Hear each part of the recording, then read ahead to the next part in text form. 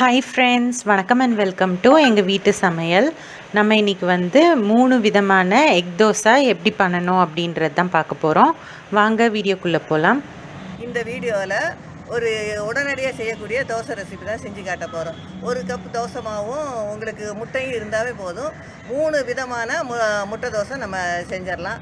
ரொம்ப ஈஸியாகவும் செஞ்சிடலாம். 10 நிமிஷத்தில் நீங்கள் பிரேக்ஃபாஸ்ட் ரெடி பண்ணிடலாம். வாங்க எப்படி செய்யலான்னு பார்ப்போம்.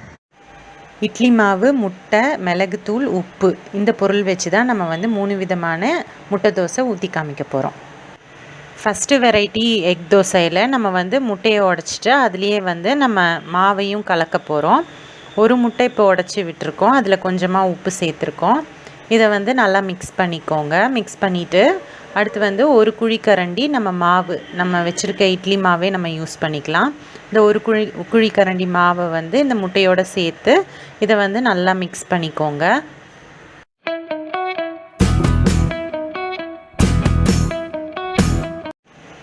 அடுத்து கல்லை காய வச்சுட்டு நீங்கள் வந்து ஒரு குழிக்கரண்டி மாவை எடுத்து இந்த மாதிரி நல்லா போட்டுக்கோங்க. இதை ரொம்ப பரப்பி ஊற்றக்கூடாது, நல்லா கட்டி தோசை மாதிரி தான் ஊற்றணும்.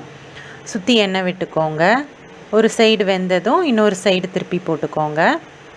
இந்த முட்டை கலக்கிய தோசையில் பார்த்திங்கன்னா இந்த தோசை பயங்கர சாஃப்டாக இருக்கும், சாப்பிட்றதுக்கு ரொம்ப டேஸ்டியாகவே இருக்கும். இதுவும் ஒரு ஈஸியான மெத்தட் தான். இப்போ நம்ம வந்து திருப்பி போட்டுக்கிறோம். இப்போ தோசை மாவுலேயே முட்டையை கலக்கி நம்ம ஊற்றிருக்கோம் இந்த தோசை. இது வந்து ரெடி ஆகிடுச்சு. இதுக்கு நம்ம வந்து தேங்காய் சட்னி இல்லை கார சட்னி தொட்டு சாப்பிட்லாம், சூப்பராக இருக்கும். ஸோ இது ஃபஸ்ட் வெரைட்டி தோசை.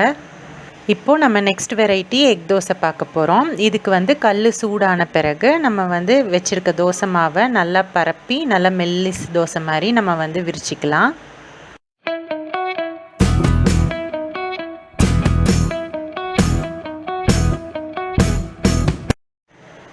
அதுக்கப்புறம் சுற்றிலும் நீங்கள் வந்து எண்ணெய் விட்டுக்கோங்க. அடுத்து முட்டையை உடச்சி அந்த தோசைக்குள்ளே போட்டுருங்க. தோசையில் போட்டுட்டு குழிக்கரண்டி வச்சு அது எல்லா பக்கமும் நல்லா படுற மாதிரி ஈவனாக அதை வந்து விரித்து விட்டுக்கோங்க. அடுத்து நீங்கள் வந்து பெப்பரையும் உப்பையும் கலந்து வச்சுக்கோங்க. இப்போது இந்த பெப்பரும் உப்பும் கலந்த தூளை இந்த முட்டை தோசை மேலே நல்லா தூவி விடுங்க.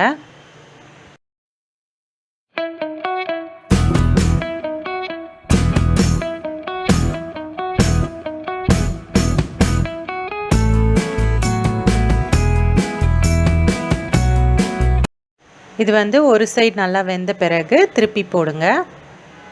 திருப்பி போட்டுட்டு ஒரு நிமிஷம் கழித்து நம்ம இதை எடுத்தோம் அப்படின்னா நல்ல சுவையான முட்டை தோசை வந்து சூப்பராக தயாராகிடும். நம்மளோட செகண்ட் வெரைட்டி ஆஃப் முட்டை தோசையும் இப்போ தயாராகிடுச்சு.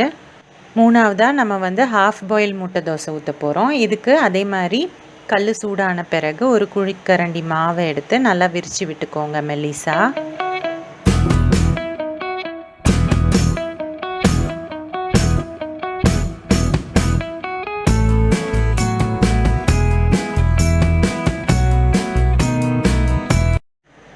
சுற்றி வந்து எண்ணெய் விட்டுக்கோங்க. அடுத்து ஒரு முட்டையை வந்து உடச்சி கவனமாக அதோட மஞ்சக்கரு கலங்காமல் சென்டரில் நீங்கள் வந்து பார்த்து ஊற்றிக்கோங்க. இந்த மாதிரி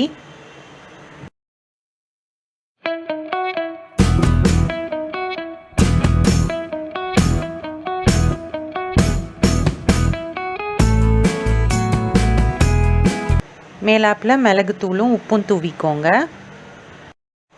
கொஞ்சம் நேரத்துக்கு அப்புறம் தோசை நல்லா ரோஸ்ட் ஆகிடும். மேலேயும் வந்து ஹாஃப் பாயிலாக இருக்கும் அந்த முட்டை. நம்ம வந்து எடுத்து வச்சிடலாம். இப்போ நம்மளோட ஹாஃப் பாயில் முட்டை தோசையும் சூப்பராக தயாராகிடுச்சு. ஸோ 3 விதமான முட்டை தோசை நம்ம இந்த வீடியோவில் பார்த்தோம். இது வந்து உங்களுக்கு பிடிக்கும்னு நம்புகிறோம். இது பிடிச்சிருந்ததுன்னா லைக் பண்ணுங்கள், ஷேர் பண்ணுங்கள், சப்ஸ்கிரைப் பண்ணுங்கள். மறக்காமல் பெல் பட்டனையும் டேப் பண்ணுங்கள். அப்போ தான் எங்களோட ரெகுலர் அப்டேட்ஸ் உங்களுக்கு வந்து சேரும். தேங்க்யூ.